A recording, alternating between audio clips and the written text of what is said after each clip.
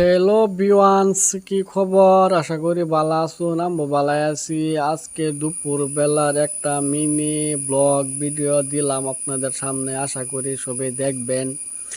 মানে আমি আলু, টমেটো, বাইগুন, ইসা মাছ মানে আগে কাটটা চারটা ধুয়ে রেডি করে রাখলাম। এই জন্য আমি আলুর, টমেটো, বাইগুন, কাঁচামরিচ, ইসা মাছ সব একলগে দেওয়া দিতেছি। সবজিটা মায়া জয়ে বয়াম ভাবলাম আজকে কাঁচা মরিচ পেঁয়াজ সব দিয়ে দিলাম দেওয়া আছে।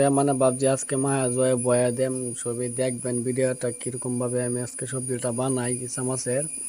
এই জন্য আমি মশলা দেওয়া দিলাম, কি কি মশলা লাগে মশলা দিয়ে আমি সব দেওয়া দিলাম এটার উপরে দেয়া তেল ডাললাম, তেল ডালতাছি। তেল ডাললে ডালার পরে ধরে নিয়ে আমি অল্প নিমক দেম, আইডিয়া করে কত নিমক লাগে।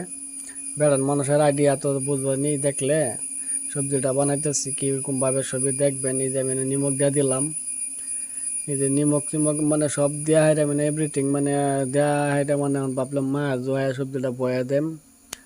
ধরুন নিয়ে আমি সবজিটা মায়াম। আপনারা দেখবেন সবই কিরকম হয়। ভিডিওটা লাইক কমেন্ট করবেন আশা করি। আমি জয়া সবজিটা বয়া দিলাম। এই যে আমার সবজিটা হয়ে গেছে। ওখানে আমি লাস্ট ধনিয়া পাতাটা দেওয়া দিলাম, ধনিয়া পাতাটা দেওয়া দিছি। সবজিটা আমি উড়াই আলবাম। সবাই ভিডিওটা দেখবেন, লাইক কমেন্ট করবেন আশা করি।